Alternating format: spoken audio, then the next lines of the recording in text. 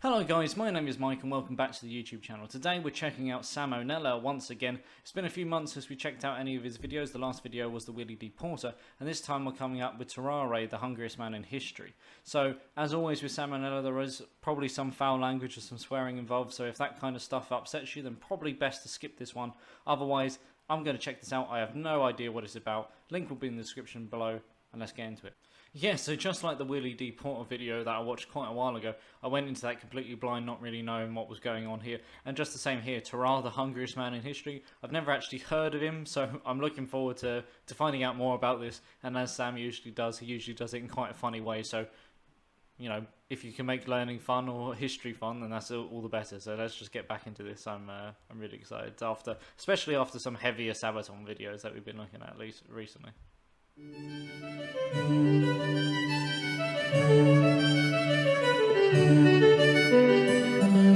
Hey kids, I think we can all agree that there are few pastimes more grotesque than competitive eating. The concept of a bunch of guys pushing their anatomy to its limits just for sport leaves a bad taste in my mouth in more ways than one. But imagine if these men didn't adopt this habit just for fun. Imagine if some gross biological error forced them to eat like this for their entire life. Introducing Tarare. Tarare was born in France around 1772 to a poor farming family. It's said that his appetite was so voracious that, by his teens, Tarare could eat an entire quarter of a cow carcass in a single day. You'd think he'd be like mega obese, but no, he only weighed 100 pounds by age 17. However, there were still a few things that stood out about Tarare appearance-wise. For one, he had a huge, stretched-out mouth with horribly stained teeth. He could reportedly fit 12 eggs in his cheeks at once, much like a chipmunk keeping its chipmunk eggs warm. Additionally, when Tarare was full, he'd get a crazy octomom gut going, and any other time, he'd have a huge flap of stretched out skin hanging around his waist. He also stank to high hell, even by 18th century French peasant standards. He was described as reeking, quote, to such a degree that he could not be endured within the distance of 20 paces. So between all this and his horrendous outhouse flooding dumps, his family had had enough. Alright, you're eating us out of house and home here. You gotta go, man. You heard me. Kick bricks, Froggy. Wow, he just called a French person a frog. That's so racist. No, it's not. They're all French. The guy just looks like a frog is all. Oh. Well, too late. I'm already offended. That's fair. Dislike. After leaving home, Tarare was forced to beg and steal just to satisfy his gargantuan appetite. Inevitably, people began to take notice of him, and eventually he landed a job as a street performer in Paris. People would hand Tarare entire baskets of apples, eggs, and even wine corks, and watch in delight as he horked them down without the slightest hesitation. Normally, this went off without a hitch, except for one time when he suffered a severe intestinal blockage. Fortunately, the crowd was kind enough to carry him to the hospital, where he was treated with the strongest laxatives the 18th century had to offer. I would draw what happened next, but it would probably get my channel deleted, so let's just picture it for a few moments. Yeah, I imagine it would probably have some sort of fecal Jackson Pollock going on. But yeah, I mean, it's grotesque, but at the same time, incredibly sad that he has been born this way. I mean, being able to fit 12 eggs in your mouth at once, that's quite a feat. I could probably maybe get one in each cheek, perhaps. And even then, not very big eggs. But also as well, like when he was full, he'd have a massive gut, but when he wouldn't be full, he'd kind of just have skin.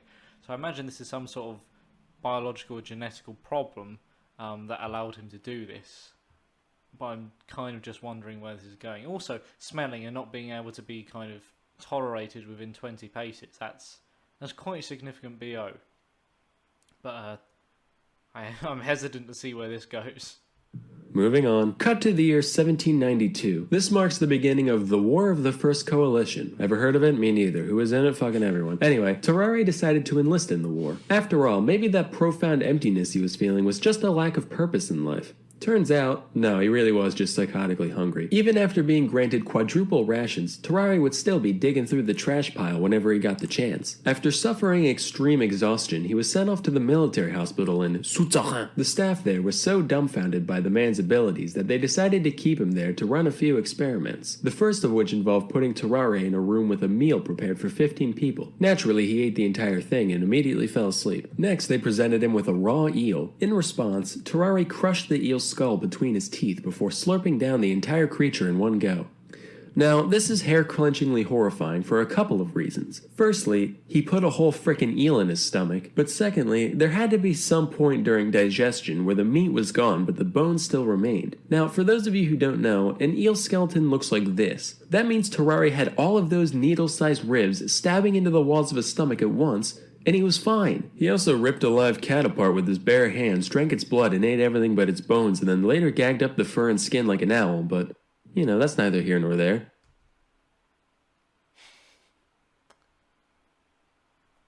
I don't really know what to say for that.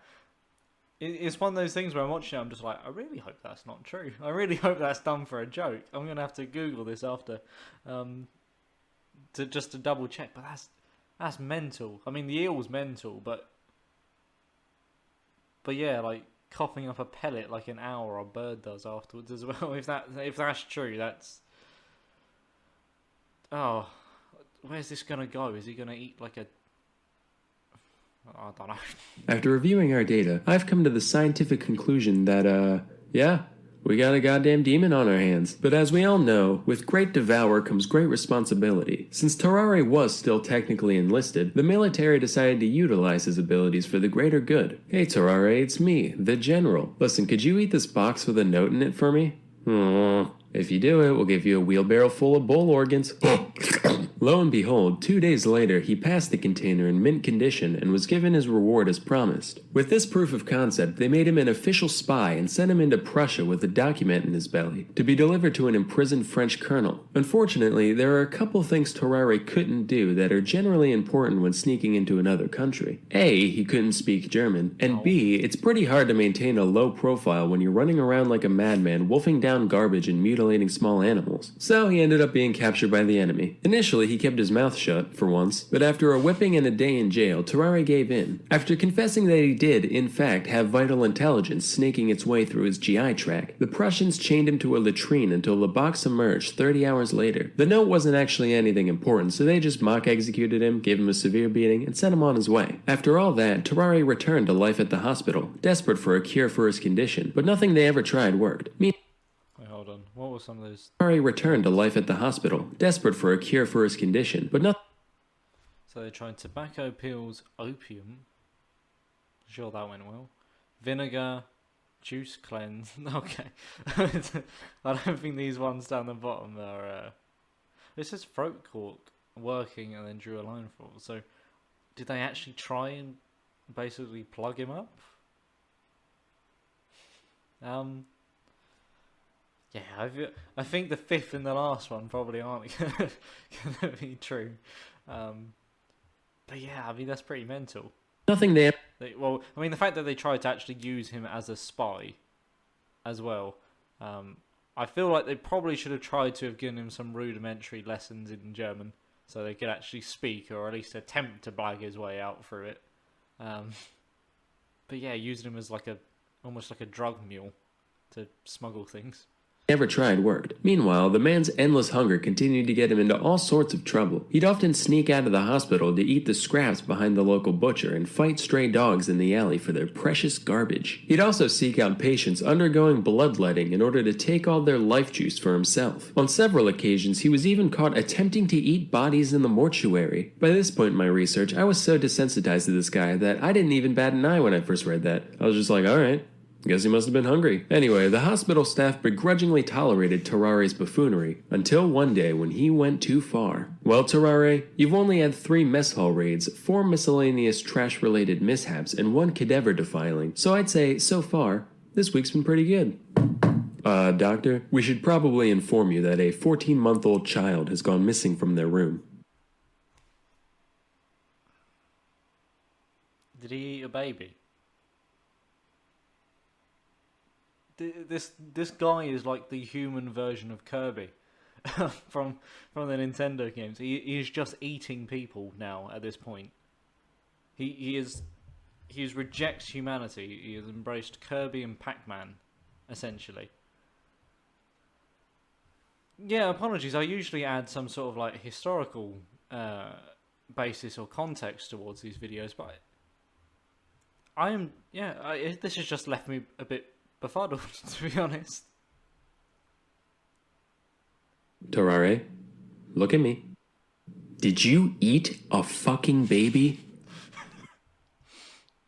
Tarrare was promptly kicked out of the hospital and spent 4 years out and about doing, whatever horrific shit you can imagine. When he came back, he was suffering from advanced tuberculosis and died shortly after arrival. During his autopsy, the surgeons found that, when they looked into his mouth, they could see all the way down his throat and into his stomach cavity. As you can imagine, his whole abdominal region was profoundly deformed. Basically, if this is a normal human, this is what they found inside Tarrare. Just like the man's mind, we can see that around 90% is devoted towards food and 10% towards everything else. So, moral of the story here is that, no, you know what, not even I can find anything resembling a moral here. Not all stories have a point to them. Sometimes they're just sad and disgusting from beginning to end.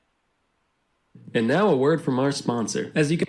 Okay, so just before the sponsor kicks in there, did he not have any sort of repercussions for eating a child? Was this just alleged that he ate the child, or did he actually... If he ate the child, surely there'd be some sort of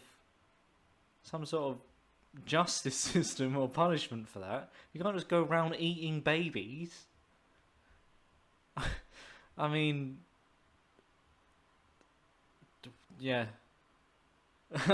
I'm lost for words. Let's see what the sponsor is. You can probably tell I'm a very visual person when it comes to learning. I firmly believe that engaging visuals are an essential teaching tool that allows for much deeper comprehension than plain old walls of text. That's why I'm pleased to introduce our sponsor, Brilliant.org. We all know that math and science are really important to master, and Brilliant's elegant UI and step-by-step design makes learning seemingly complex topics very intuitive, especially for visual learners. Their straightforward graphics, delightful animations, and interactive puzzles make it easy and fun to hone your own critical thinking skills. Personally, I've always been super intrigued by neural networks and all the things you can do with them, but I've always been too intimidated to research them in depth. After learning about Brilliant, I actually started taking their course in the subject, and I gotta say, it's been such a pleasurable experience that I plan to continue with it in my own spare time. To support me and learn more about Brilliant, go to brilliant.org/salmonella and sign up for free. Also, the first 200 people that go to that link will get 20% off the annual premium subscription. Till next time, I'm Salmonella, and thank you for watching. So that's been Tarare, the hungriest man in history. As I said, apologies that I couldn't add too much more to the video that I usually do, but this one just left me want for words, really. Having said that, though, talking about the sponsor there, I do actually strongly agree with that. It's because some people learn incredibly well from words and just reading. To a large extent, that's kind of how I read, or how I learnt rather, was by reading loads and loads of books when I was younger. That's how I kind of learnt, and that's how I kind of got through school relatively easily. However, some of my students and some of the people that I've worked with when I used to work in schools and stuff like that also kind of didn't work that way. And so if you can find a visual tool that you can help, whether that be with pictures, diagrams, or just kind of face-to-face kind of discussion and understanding, then that can help people a lot more as well. So as I said, I don't know how old this video is necessarily, but if that sounds like something that you'd still be interested in, then obviously you go help out Salmonella as well by using his links there, and that gives him a percentage of the profits, I would imagine. But yeah, so that's been Tarare, the hungriest man in history. I hope you enjoyed, or at least found it entertaining. I have more questions than answers after watching that. But yeah, so thank you ever so much for watching. I hope you enjoy, and I will see you next time. Thank you. Bye bye.